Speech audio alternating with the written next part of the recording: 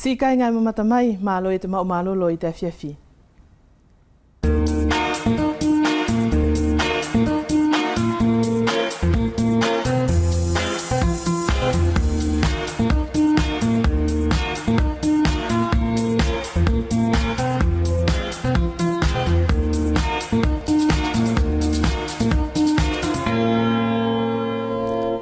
Bonsoir, je suis heureuse de vous retrouver pour un nouveau numéro de Talanoa consacré à l'éducation dans l'enseignement primaire à Wallis et Futuna, plus exactement des pratiques d'évaluation dans le premier degré.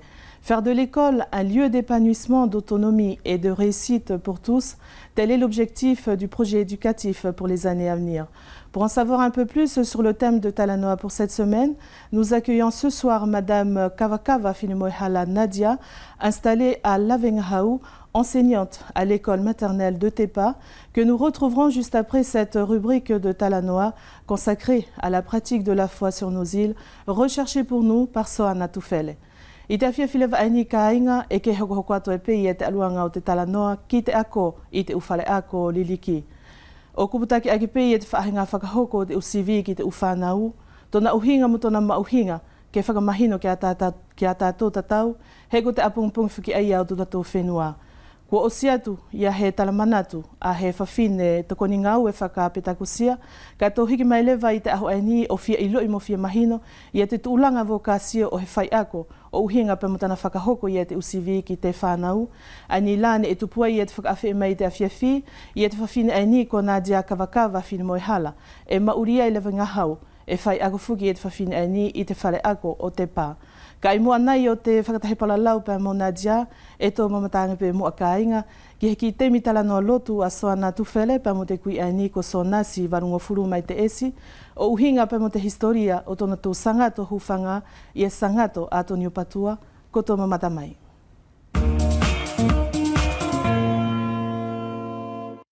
Ahong furu mātou lua suni o te taufuri e hufanga i te kolo ani ko te esi ki a sangato a Tonio Patua. Ne tupu mo te ai tana tō whiriwhiri ke na tō hufanga ka sangato a Tonio, whangono mai ki te tamai ani ko Sonasi Valungo Furu. Sonasi Valungo Furu e o whakamalo atu malo tau kātaki. E whelalaka ke tuku mai Sonasi pene tupu i te a, te whiriwhiri e te kolo ani o te esi ke na tō hufanga ki a sangato a Tonio Patua. Ko te upātere o te temine au mahino ki ai, ne ako na ki tu umaupe, o whakaamu amu pe, pe more wheara, ke mauni hufanga takitahi o te ukoro. Kane e te aruanga ia o te sangato a Tonio, ne ko maupe e upe anei, o tuku ia e garisia, hane mai pei e te whahi a te lotu, ne mora kawai te esi e te temi aia. Pene whewhi ele wa Sonasi e te whainga e mai tona whakatata ani, o te whenua ne au mai mai ai, o ka kumai ai ki upe anei. Ne ko te temi lewa aia, ne whakakau kua ura pa te atu pure koro, ke heke hea te atu koro, ai ni pea tātou. Pa ne maranga rewa i te koro ani, ke whakumihono tō hufanga. Ia. Pa ne ko te uwhine mātua, mo te mātua ne na tō whakakau ai. Ka ko te mātua ne no whohini, ko tōna api ai. Ia. Te mātua ko kāmeri. Pēna whakaha mai lewa, whakanah whakahai, ko taku mau ai, e tōna whakamatara. Whaitana tō whakumi, pa whera, te eanga te mātua. Ne au mau i te tahitonga, te aruanga sangato a Tonio. O sangato a Tonio, ko te hufanga, ko te sangato aia, ka e puri hau mea, pe e kaiha, pe e he mea i tō api ni e tō ka ke loto mamahi, pe ke aru kore ki ai. So ana, e au whakapapatu i te kumauri i kutorahi. Ko taku puaka, ne au te tongi mai vai marau, o mai ko te puaka rahia, kau hamarua, ka hau mai tuku i tōku api, taku rotoa. Waha katoa, na whape te puaka. Whai, paura te tehe pongehu, kua puri te puaka aia, kua hopa e ki tu. Ko mi ai au i te waha katoa aia, ko i mai ehi ne whelape mo te puaka aia loto arahi, whea te whakaauru ia te paralau. Pea akare vai taku mana tu, ka hui mai ka sangato a Tonio. Au whakapapatu sana ne au hifo mai mo te whara anima ko te ngata ia te mea ne mo i toku nima. Au kore ka sangato a Tonio ka au mai. Ko te kumasiwa, tōna uhinga, ko te ngata anga te mea au sio ki e. Hiri te waha katoa, whakawhapea te matua kua hoi mai kia. Tōne matua pei te esi. Matua aia ko sau, ka whea ngai.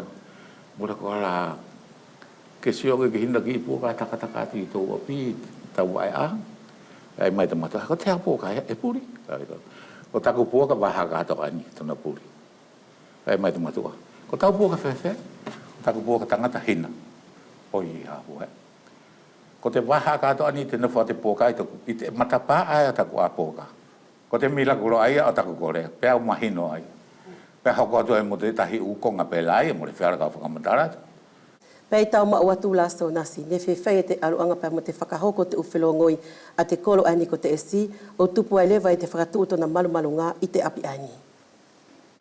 Ko tuna mahino ki au soana, ko te aruanga te api ani, koto api whoki. Ane ko spēt vai, pagi te vai ani, o te matua ko peato. Tau te hina mo te matua ko viara, pane ko koto vai, pēr ko vai tōru. Pea i taku mahinoi tona whakamatana mai ke au ne ko wahe viara. Kai muri viara e mua pea toi. Hanga ia viara ia whakatafa pea to ki te matatai. Kai mau ia te kauranga au ta. Pea hokore wa te tāranga e ki heni. Ai te kua maurewa ai te kua whakakaukau i nātou. Pea kua whakaio i nātou ki te huwhanga ke au mai. Pea whaere wa te kore ki anau. Pea neko te matua ai te kauranga au la ne monentari.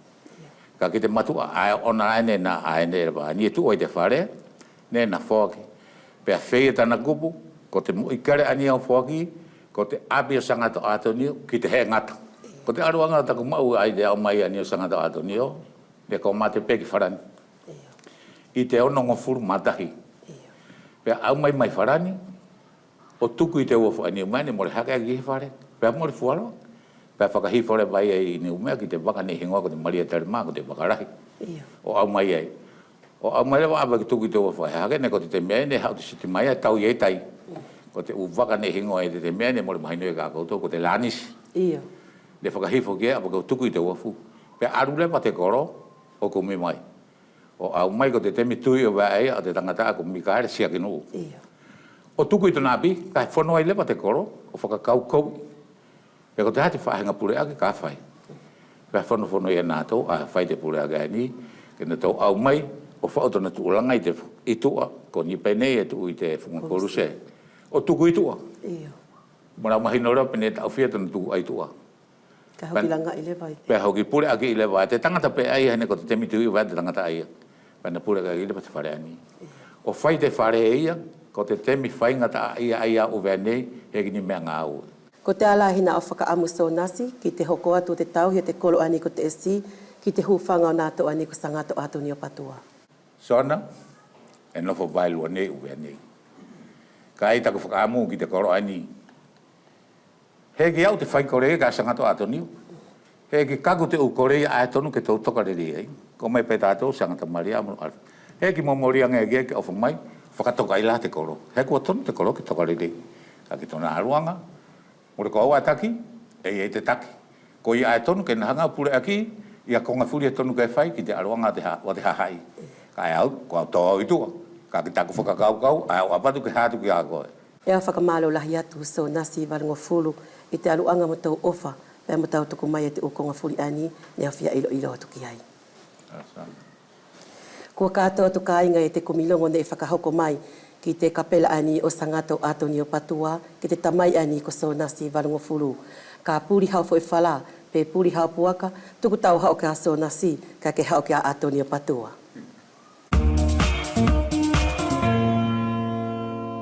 Whakamalo ki si ikata ki a sona tufele o whee ki si ima o whakamatala a te kui ani ko so nasi waringo fulu mai te esi.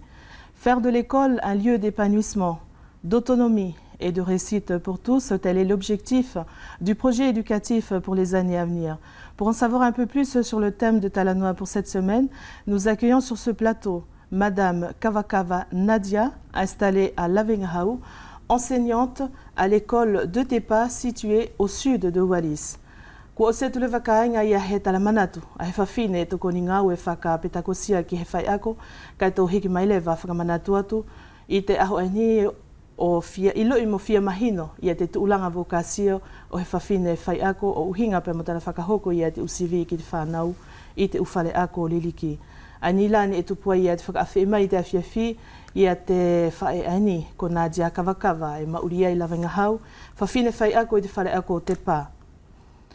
Nadia kawakawa malo pe se o ka taki ta ni tau si aki ma ua pe ka ke o whamai pe ki si i whakaawhia Talanoa. Malo ka soa i te aluanga tau ka taki.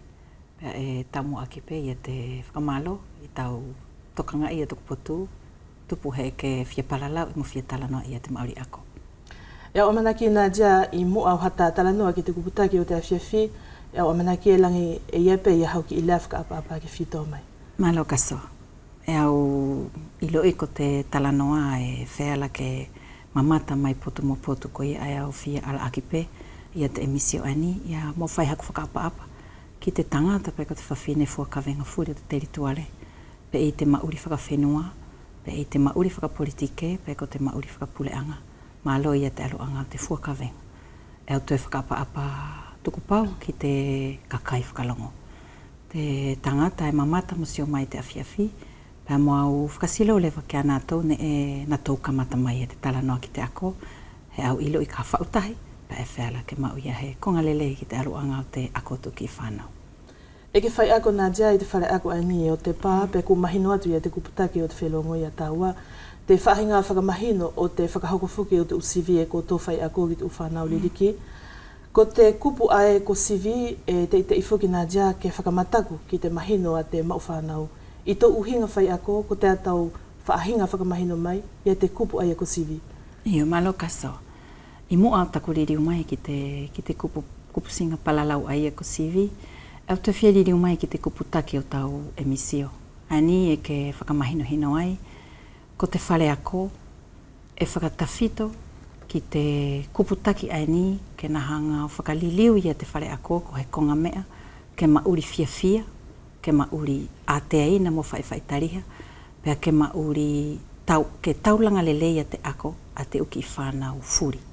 Mai te ki i whanau ai e kehe i atana ki ata mai mo te ki i whanau ai tō ui e wheala pei he lakanga ke toe kehe anga he tokoni ki ai. Pea ko te kuputaki ai ane e whau ia he politike. Politike ako e te terituale o whakatawhito ki te kuputaki ai. Pea ko te kautaki o te terituale kua na tō kauhaki e konga furi ke tuta pea mo iku ia te ngawe mato ani ka whai ako ki te konga ai. Pea e wheala ke kaku ki te luafe ua furu mā lua, pea whai he whakasio pe ko te ngawe politike ako ai ane kua i hona fua. Ko ia la ae e au tue whiaririu ai lewa ki te vaenga o te CV. He ko te CV e kau i te umea ngāwe e na hanga o tukuangi ia he manatu ki te kautaki pe ko te ngāwe ania mātou kau whai ako e iku pe e wheala ke whakatonotono, pe e wheala kua whaihala, he ko konga furi e whaupe. Ko te kupa ai ko CV e tāpiki taku whakaukau i te konga ana ke tuku mai, ka palalau CV pe e wheala ke iaia he tuania. Tuania te tamai mo te whae, pe tuania te whanau. He te lakanga aia, kua ina longo ifo, e wheala ke kumi ia he matatau hona atamai. Ka e taku whakaukau, te kupu ko sivi i tōna mahina who'ou lewa ani te nofo aki a mātou. Ko he whaahinga konga pe e matauhanga o whakatuutuu, mo o whai ha mātou whakasio-sio, mo whakamakila, pe e ko te ngāwe mātou ka whai ako kei tonu ke loloto, pe tonu ke furi-furi. E aunga ngeia ki a mātou ka whai ako. He ko te konga ia e tuania e te tamai mo te whae talu mai, ne tau ako furipeo, o kako ki te konga ia. E au whakawhisi, ki tona ui ae, ko te CV e wheala ke nahanga tofi whakaata mai, mo tuku i he matatuunga ke ki i whanau. I te konga le vai ani au na whao whakamatatau ke i whale ako, ko te CV, ko he ngāwe pe e au whakahoko, pea mo o whakatonu-tonu, o te awe o te atamai, o te awe o te ako ki te ki i whanau. Whakamalo atu Nadia, ko ni whuke tā Talanoa CV, pea wheala lewa ke ohoana mai i te kupu ae ko Petakosia, e whewha e lewa tau ia mahino ki te kupu aia ko Petakosia i tō uhinga whai ako. Ia. Ko te Petakosia, ko te vaenga ae, ko langi wahe i lewa i te kaupoto, ke nofo ki ei i te ngāwe he whai ako. He ko te ngāwe te whai ako, e tumutumu pe, ki a konga e tolu, te ki whanau, te atamai mo te ako ai whalake nawe, pea mo te nofo lewa te tamai mo te whae. He wheala i te kofu mai o mālohi aia, ke tokoni ki te ki whanau. Pai te alu pe ia o te temi, e whela ia te kupu ia ko petakosia, ke whau pe ia te lakanga furi. Koe la ae e ke longo ai e whai pe ia te uako. Toi ako whai ako pe, ko matou ani e whale pe ke matou. Toi ako ia te whai ako. He hau pe ia te wheku me te kapoto, mo te whakatonu tonu, o te whaahinga ave, o te ako ki tau ki whanau. E mahino ki au Nadia e ia he malama ke he ke whakifuki ki te mau whanau, mo ka ke whakahoko ia te usivi ki ana tō. E whewhe i tau whakatuutu, mo tau teu ia te whakamahino aia ki te mau whanau. Ko te mauri ako e tāpiki mai kei te mau whanau i tōna tahi e tau mua. Pēo ilo i e mauhinga o pito. E whakahoko ia mātou ia te ngawe i loto whale ako. Ka e whea ko te whe alu aki a te ki whanau i a whaahinga mauri aia. Ke tatepa mo ka pau e more mahino. Ko i la ai te aluanga o te whakaosi lakanga ako furi. E whaia ia heki i whono, vai manatu mo vai whakaukau mo te tamai mo te whae. O tuku atu ia te fua o te utaulanga whakaako ne ngā wei i te lakanga ako.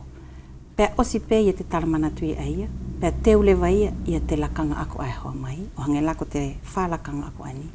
O whono i mua ia mo nātou, o wholahia tu kia nātou ko ni te ala matua ai e matou whakatutu e matou ka whai ako, ke hūwhiki ai te atamai o tuki whanau.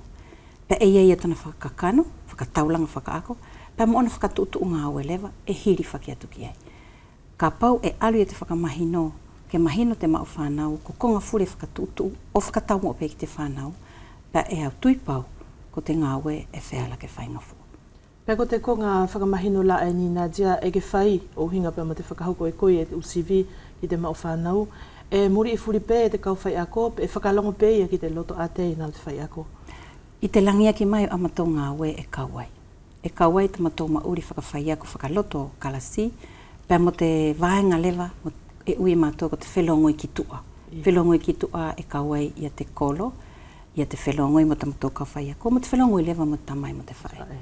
Pea ko mātou e matou whakaaunga ia mālohi aia ki te whakahoko te ngā ue. I te aruanga o te whetokoni aki, pea mo te whemahino aki ai a tātou Nadia, e ia whuki he utokoni ngā ue whakapetakosia ki a koutou i whare ako. E to ina whuki te la whakawhalani ko te u animateur, animatrice pédagogique. I to uhinga whai ako, ko te ate mauhinga kehe a te tokoni ngā ue whakapetakosia. Iyo, malo kasoa. O hange peko te whamiri whare ngā ue furi, e ia te kua vahe o te ngā ue, ia nātou e nofo mo te kau, mo te uki whanau, hange lako au. Mo nātou kua to'o atui ke nātou nofo nātou whakaukau ia he politike ngā ue, a te whare ngā ue, pēr mo te kautaki i leo. Pēr ko mātou e a ui ko mātou ai mātou lafi o siki te ki whanau. Pēr i te alu o te whai ako, e whelai he temi, ke hangatahi pēr mātou whakaukau ki te ngā ue mo te ki whanau. Ka e ngā lolewa, pe e wheala ke tōtō, ia konga e whakatutu mai urunga. Ko ia la ai te humai a te kaungau ai e te petakosia, e na tau ririu he tahi temi ko he tokoni, mo tō e whakatonu pe o te ngā au e whakawhai ako. Pe na tō e ririu e tahi lakanga, ko ni Kristiano e o mai lewa o tō e whakahanga mai ka mātou, he hangeni ki isio ata e aonga ki te ngā ue, o na tō e whakasio mai, ko ni tau whahinga whai ako e wheia, pe e ke sio kei aonga ki te whanau, kei lelei, kei ate na te ki whanau, kei fia, o toi whaka makila mai pe ka mātou i te lakanga furi, pe e whahe whakatonu, pe e kei matonu fo e tu matau wakasio.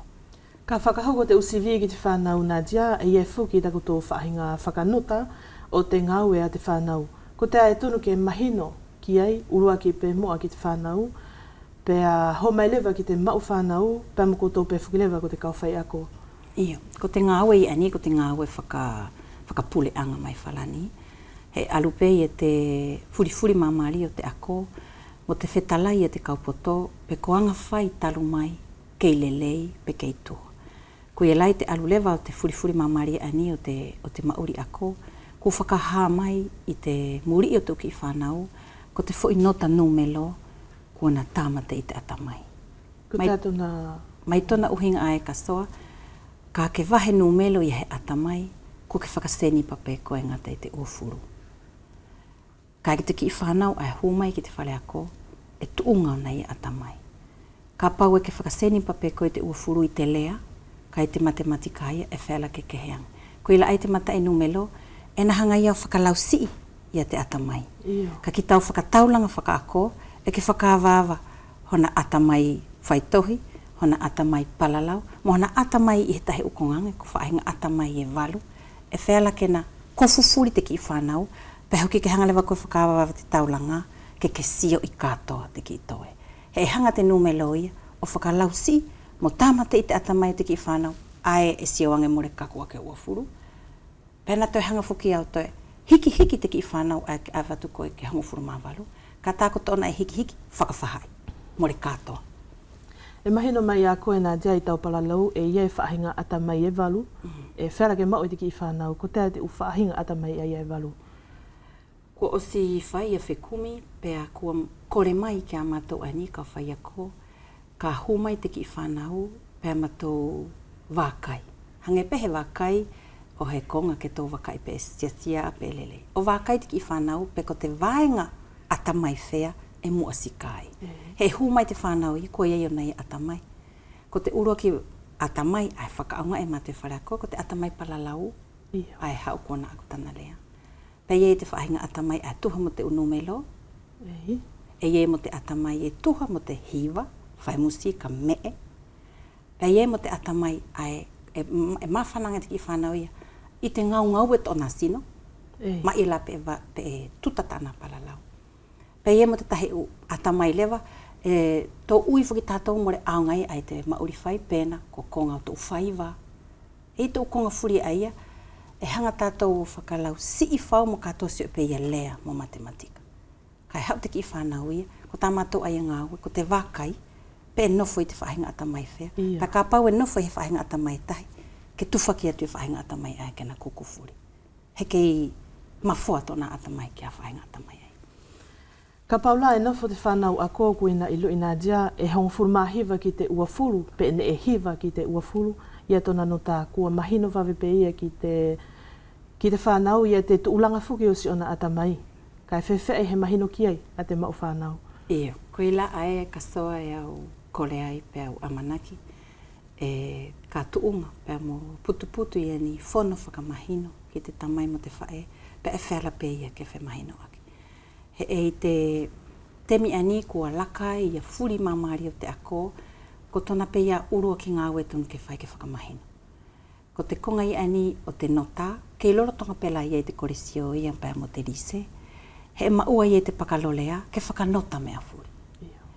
Kai te temi aia kua kakuai ki te pakalolea, kua maua ia mātou ani te ako o te uki whanau ririki, ke whaia he konga ke tuha.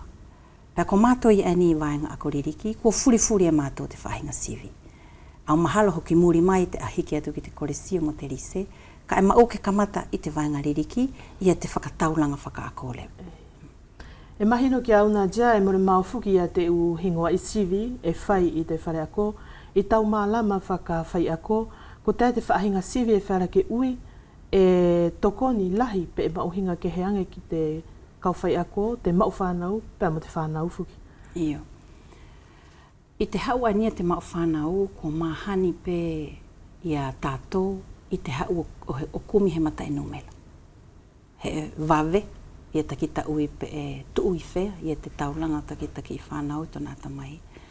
Pe e wawe pe e ki tā toi mauai fuki I te temi e he pāki o te atamai takita ki whanau. Ko te hohai aia a te mau whanau. Kai ki te vai lewa mātou ka whai ako, e nofo mātou I te tofia ai, e mātou sivi wākai. I te lakanga furi, I te konga furi e whakahoko e te ki whanau, ma ia mo te temi ai e laulau tohi takotahi ai. E mātou sio I pe, o wākai, pe ko aia whaahinga atamai e na whakaao. Pa ko te sivi wākai la aia, e au hingo e ko te evaluation continue. I te temi furi pe ia, I toki tā ia urunganga whakawhai ako, te konga furi e whai ko te sivi wākai pe ia, e whakatawhito ke tāku ngāu. E whiala nā dia ke ki toi whakamahino mai pe ia te uwhaahinga sivi, e whaia e koutou ki te uwhanau liliki. Iyo. E tuunga ia te uwhaahinga sivi, ko te whaahinga sivi la ani e whiala ku mahani ki te tamai mo te whae, ko tona whakanumelo pe. Whakanumelo I te whakaosi o he tirimesi, e hingoa ko te evaluation sommative, Pato ilo ia lewa e kauti ki whanau i te uki i whanau ko whela ke kaku i tana uki taulanga whakaako ke mata inu mena. Pei e lewa i te usivi e whakahoko e mātou i te kamata o te tau.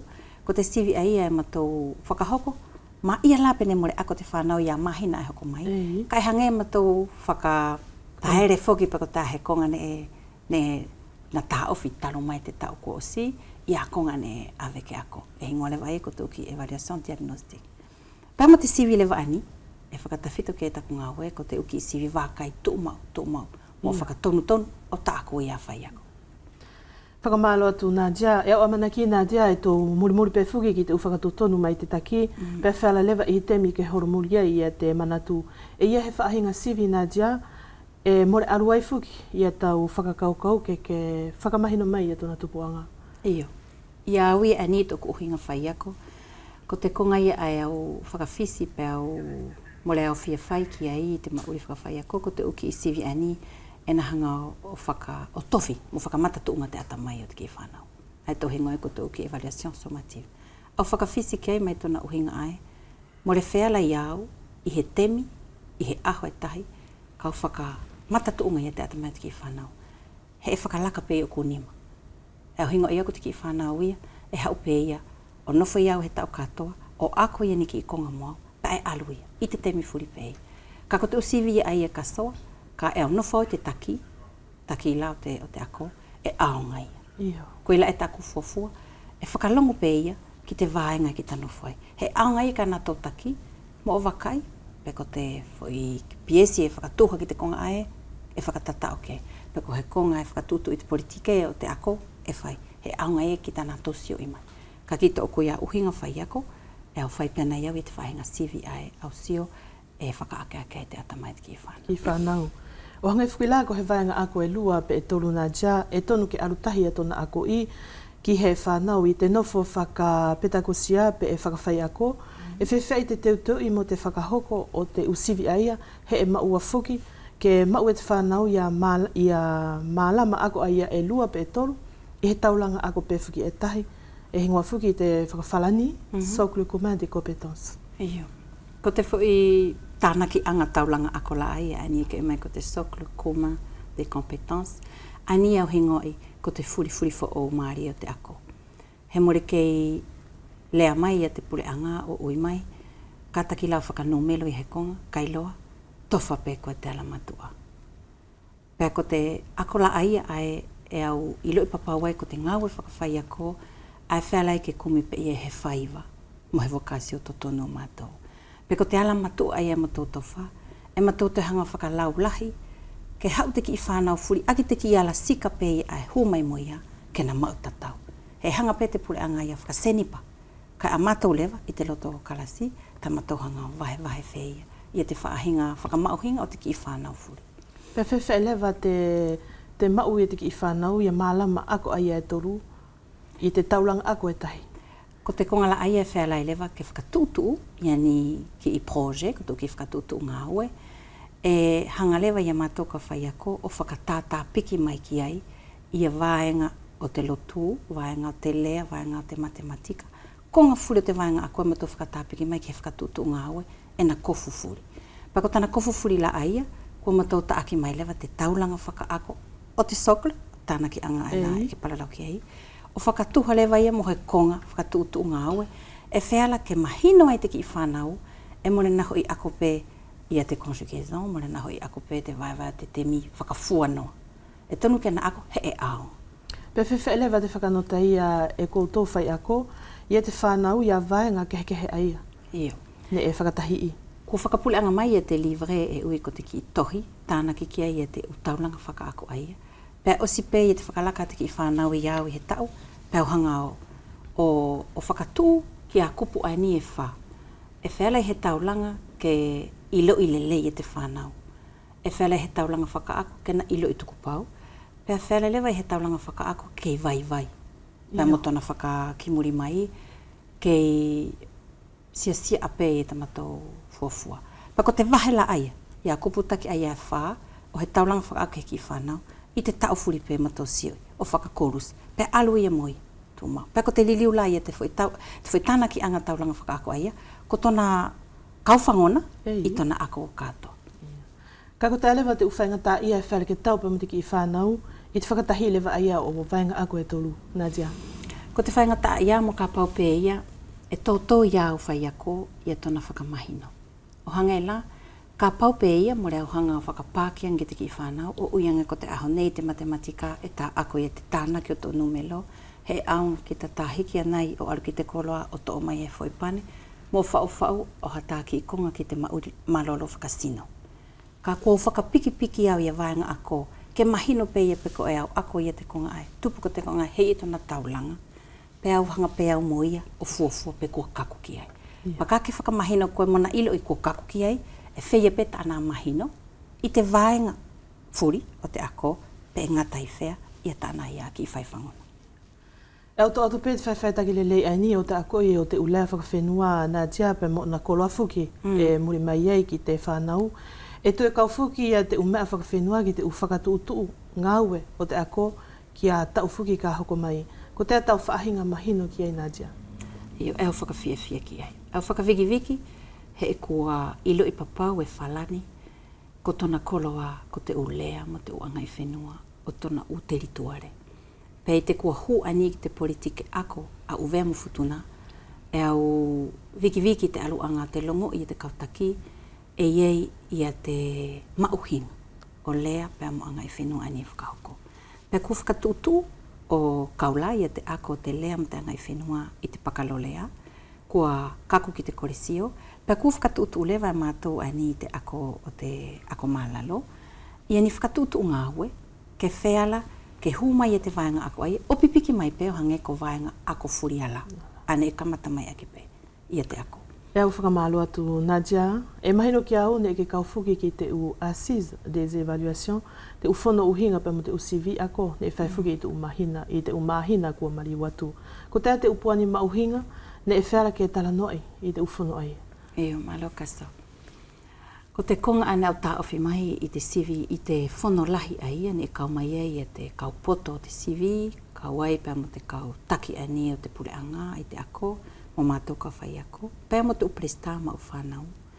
Ko te whono tāna ki manatu, o uhinga mo te whahinga whai, e mātou, pēr mo te na ununua, kovi pe elelei ki te ki whanau. Pa ko te konga tā whito ne a tā ofi, ko te mahino pau ki au, e iei e te whakatawhito whakawhenua te ki whanau. Pea e iei lewa, pea mo te urunga ngā ako e hūmai ki ai, ka e tonu ke au tokanga, pe whea i te whakatau hoa o konga ai e ki tona wākai o tona ki atamai. He e iei te tahilakanga, e whea ke tō noai, te whakatawhito ai hūmai mo ia ai tō ui ko tona whakatawhito whakawhenua, ka e tō hūpe tātou ki te ako mahani. Kai ko te whanolahi la aia, nena whakatokanga mai ki te aruanga tamatou ngāwe, ke matou ilo i papau ko tamatou mauri whakawhai ako, e whakatuha ki te taulanga whakaako, ka mole ngalo, ko te ki whanau, ko te ki lau mālie, ne tupu, mo lea, mo hau mahi ki whamiri, e more wheala ia ke mahino pau ki a mātou. Ke kofulua lua ia kongai. Ne ia fuki he tangi ne whai o uhinga pa mo he loto ke whakamooni koutou ko te u professeur des écoles, ne he ko whalani fuki ko te kauwhai ako o te ukarasi liriki kua whakamaua ki ai. Ko te ia tau manatu ki ai Nadia.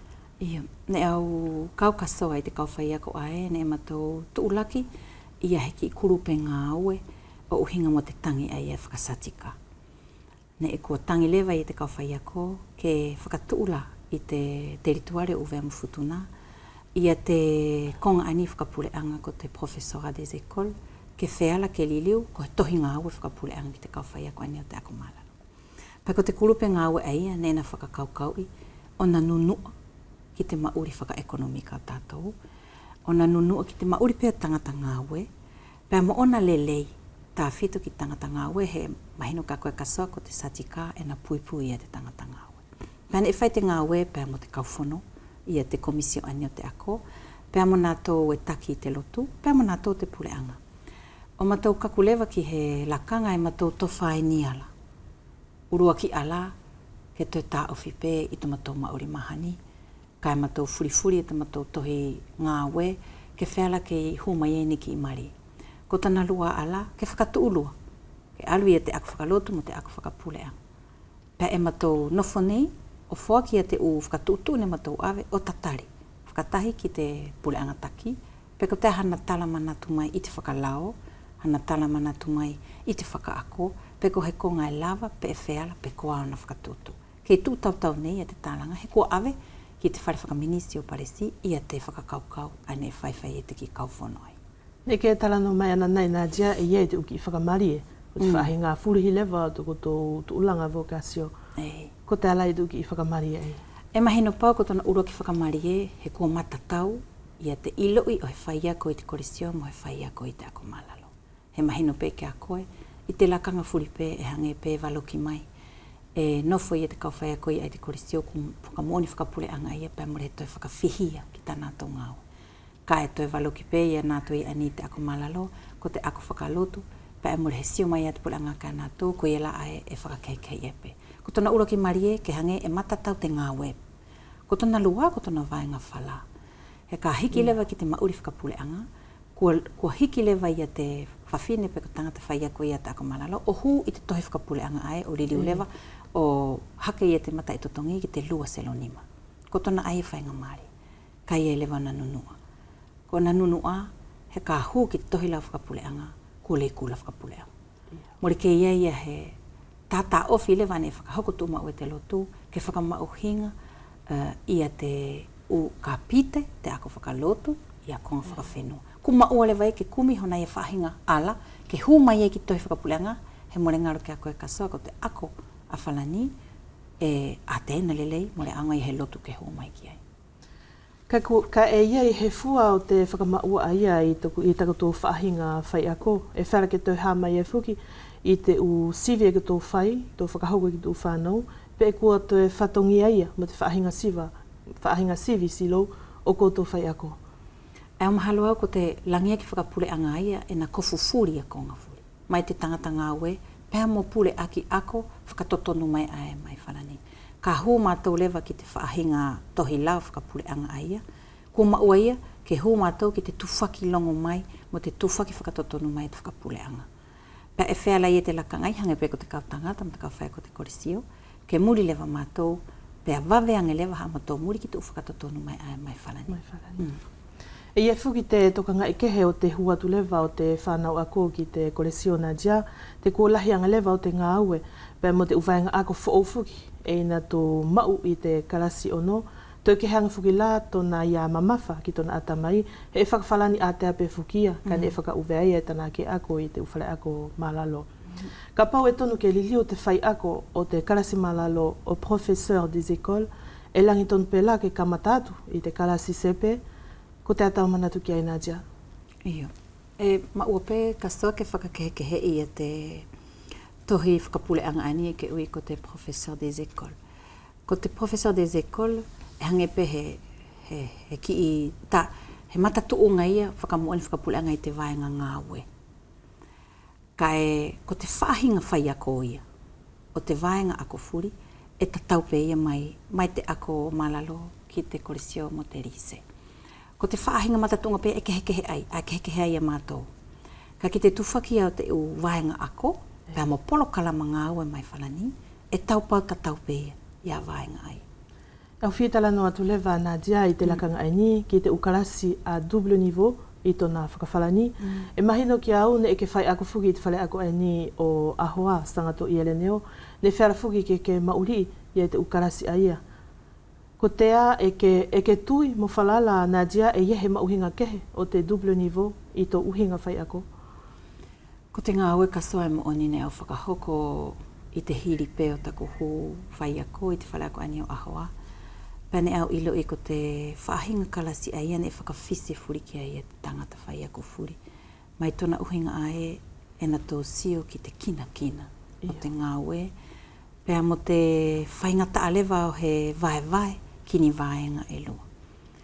Pei te kamata ne au nofo i te whakakaukau ai. Ne au nofo i te whakakaukau ai. Pe whea e haku kofu mai e ni kalasi e lua o whakahoko ke ia taku whai ako ai ne whela pe ke whai ke kalasi e tai. O alu lewa ia te ngāwe.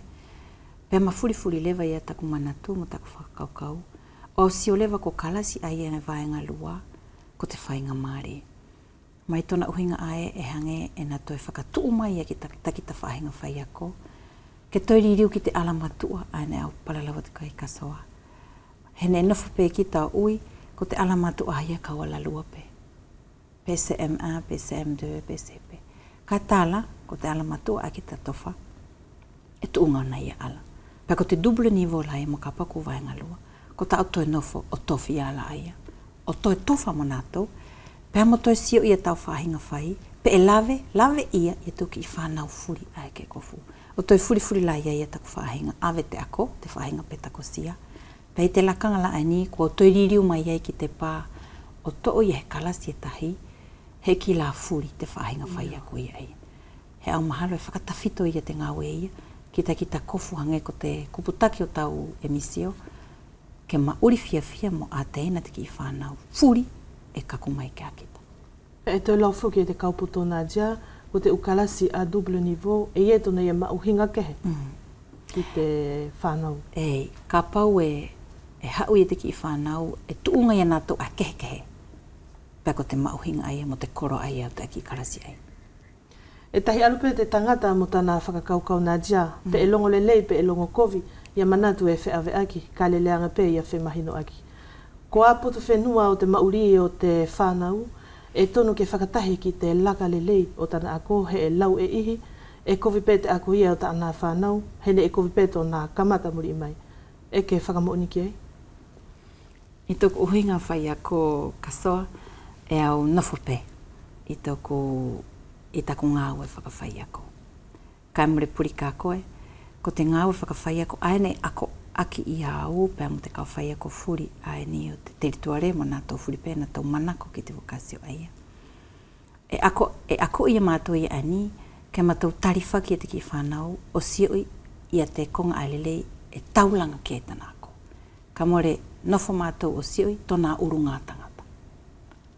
Ka poto pē mātou i te sioi te konga aia, e whela tāna hau mai tōna loto whale, ma ia pe iai ia he pe ko he masiva pe puri he tamai mo fa te kong ai e hau te ki whanau pe hapo tu mau pe aka haulai ai e kehe e tonu ke na mau ia matou ia te hapo ai hapo whakatatau ke whakatawhito aki lewa ia tana hoko atu e auto whiliru mai pe nā dia ki te whakahoko ai e koutou te usivi ki te uwhanau e auto atu pe he whaiwhaitaki o heki whanau ne tō ako i he wahaa nei tonu fuki ke sivi ai. E whara ke toi whai ia te usivi ai ki ai pe e kailo. Ia malo kasto. O hangai la ko te konga ani e au, ne au lawe atu ki ena nai. Ko te whahinga sivi wakai, ai whai pei te aho furi. E whea ia ke ririu ko he uho te ngawe, pea mai ala pe toa ko te ki whanau he waha katoa. Kane e ke sio i koe tāna ngawe, i te fwoi mahina ne a koe mo koe. Pea waha katoa ia maha ki pea ririu mai, koe iai, i te whakatawhito e tau wākai. Ko ila ai taku whakafuafua, i te lakanga furi pe ia pe e toa ko pe mahaki pe puri te ki whanau. Ka e wheala pe te whaia ko ia, tāna ilo i papau, pe ko te towhala ke lelei, pe whala hana whakatonton. E te mahino ki au nā dia, moro ke whia nofo noa fuki, he ke whia ngau mo whia whai, ki he ka hau lelei o tō tātou whenua, pe mo te uwhanau ai fuki ke homo ake. E ke toi tō ulaki i te temi ai ni, ia he ngau e te whare malu i anga o tātou ulea whenua, te akatemia, ko te ate ngau e aia. Iyo, e au whakarele atu kasoa he i te akatemia whono malu i o te lea e more au kauai. Ko te ki kurupe ngau e ai au tokoni ki ai, e hingoa ko te GTP, ko te ki kurupe ngau e na whakakaukau i a te ave o te lea pēr mo te anga i whenua, i te whakapetako sia. Pea e langia ki mai futuna mo uvea, e te vice-rectora, pea mo te DEC, pea mo mātua rewani ka whai ako. Ko te angi ngā ue aia, ne tupu i tona whakahoko, he kua pure aki mai whalani, ke hui e lea mo ngai whenua ki te ako. Ko tona mauhinga, he tuku mai lewa ki uvea mo futuna, ki te tangata ai ni e mauri he ni. Hanahanga lewa o tofa. Tofa i a konga pe ko te ai ave i te lea ke ako i mai te karasi o te vaenga ririki, pe whewha ia tona whakataufua ke makaruka sepe, pe whewha i lewa ia tona hiki a ke makaruka ki te CM2. Ko te whahinga ngau ai eno whai te i kurupe ngau mo whakakaukau i ani tokoni, pe tokoni tohi, pe tokoni palalau, e ave ki te kau whai ako, ana tau ako i lewa ia te lea mta ngai whenua. Fefe eleva Nadia mo ka hangela ko he servisi e na loto ke whakaliliu whakauvea pe whakafutuna hana u tohi ngā aue, ko ngā i tohi pe ko he u le kula ngā aue anā tō, e whela hako tō whai? Ko te tofi eleva ia ia te whanamalu i o te lea. Ko mātou ia e ātēna pe ia ki te ako mo te petakosia. E au whakawheta ilahi atu Nadia kawa whirimo e hala ki te aluanga o tau lava mai ke whai pē he talamanatu ki te whakahoko o te usivi ki ada tū whanau i tō uhinga whai ako ko te alewa hau whakaamu mo o tukumuri aki i at whelongo i a taua. Malo kasoa, i te alulewa ani o te temi e mauhinga ke tō awake ki te ki whanau ani e tō whakaake e tōna atamai i ani ki mālama ina. E ui te whakawhalani ko te uki i Balize, hange he ki huki i mālama ina, o tana whekumi whakaatamai ki te mālama nei. Pea au tui pau ko te uroki mālama ina a tunu e whēla ke tō whakiange, ko tana whakatawhito ai loto whale a ki tana mahino pe, ki tana leam tana ngai whenua.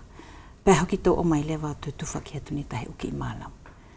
Ka pau e mahino pau ko te konga aia, e whakatawhito ki aia tona ala, pea e whēla pe ke hiri mai, pea mū lewa i te atu ki mālama ai. Hene kua ako i tana mahino, mo tana whakamūlelei, i te whakatawhito whakawhenua aia ki tona Māori.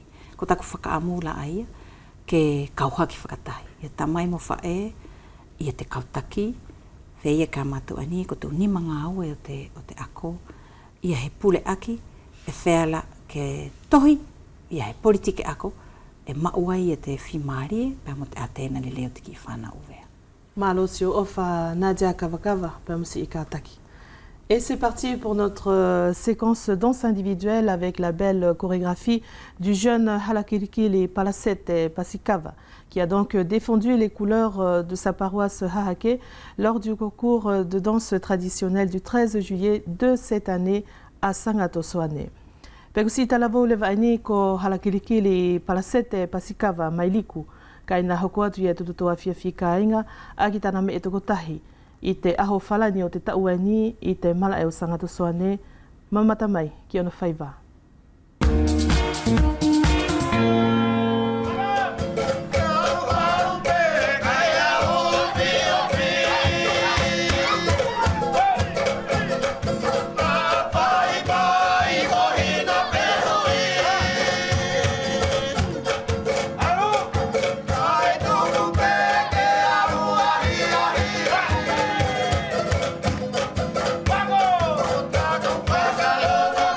Vamos!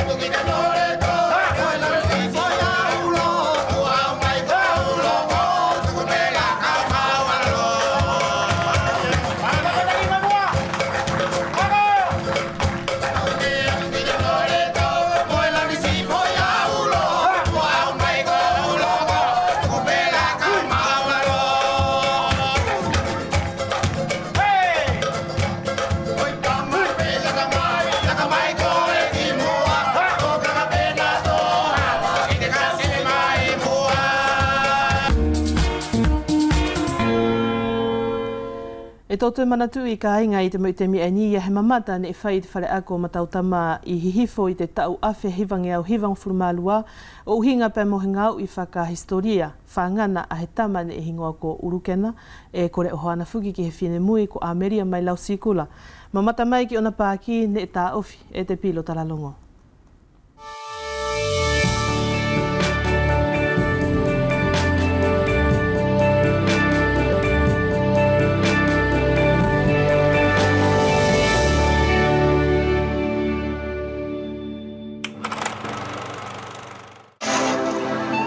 Tenir ses promesses avec la pauvre fille du chef de Laosikula.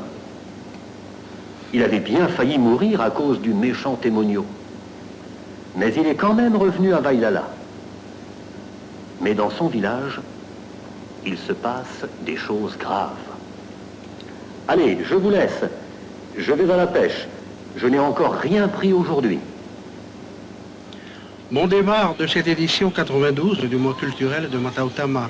Ce collège a ouvert cet après-midi avec un spectacle de marionnettes, dont les vedettes principales sont Ulukena et les Mutulei. Ulukena, le héros de cette histoire, est le fils de Makakele de Vailala. Il aime Amelia, une très belle fille de Laosikula, et leur amour est plutôt mouvementé. Ulukena, je vais tenir ma promesse. Je te donne Malia en mariage. Approche, Malia. Père, fais une grande fête et invite aussi tous les oiseaux. E loto ke whai he katoanga lahi, te whakaafe mai ki ai te umutulei. Accordez, ma fille, que tout le monde se rende à la fête pour le mariage de Ulukena. Un spectacle qui a attiré 6 classes de cours moyen, première et deuxième année, ainsi que 3 classes de 6e. Et tout a été mis en place par les organisateurs pour satisfaire la curiosité des plus petits. Un spectacle qui a plu et un deuxième rendez-vous est déjà prévu. Ulukena et Amelia, en Roméo et Juliette version des îles, aura lieu également la semaine prochaine à Moua.